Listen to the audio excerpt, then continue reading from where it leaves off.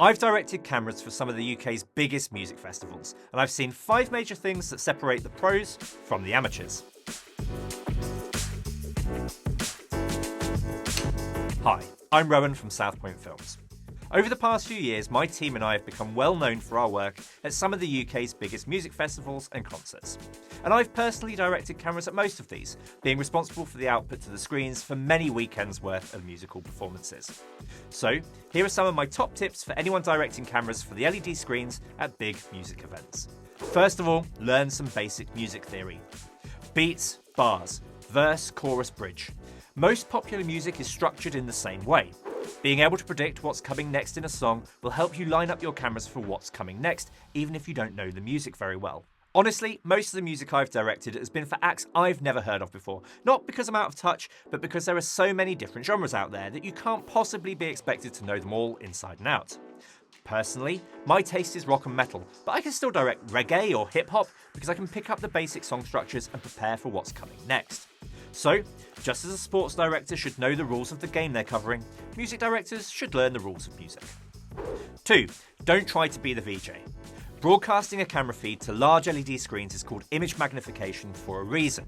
You're cutting cameras so that people can see what's happening on stage. You don't need to be the VJ. If the band wants or needs funky effects integrated with their camera feeds, let them do it in tools that are designed for that. Software like Resolume is far better for this than a video switcher like a Blackmagic A10. I know that 5 days of 12-hour shifts cutting between the same 4 or 5 camera positions can get repetitive for you and your camera team, but that's the job. You've got to stay grounded in what you're there for, helping people in the audience see what's happening on the stage. Don't try to steal the show by cutting between cameras like a lunatic or shooting your cameras with the double half applied. 3. Match cuts to the pace of the music. In contrast to my last point though, you should have some fun with your camera cuts, by which I mean that you should be cutting the cameras in time with the music. As a director, you and your team need to be moving in sync with the performers on the stage. A fast song should be cut with pace, a slow song should be cut slower.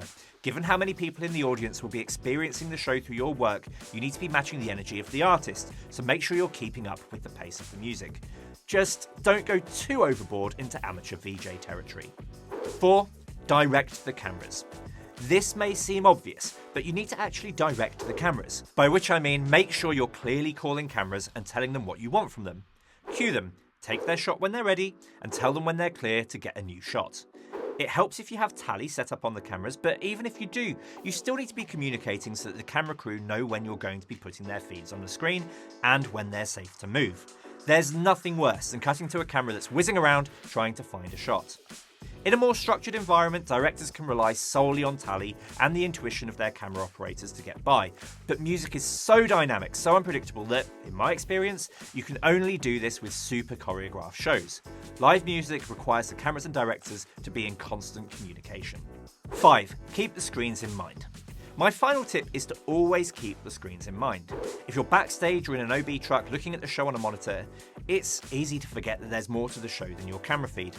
After all, we all get swept up in the fantasy that we're directing a live cut for primetime television. I know I've caught myself doing it a few times over the years. After all, I'd love to direct Glastonbury for BBC One. But there's no point zooming your cameras all the way out to get wide shots of the entire stage. The audience can already see that with their eyes.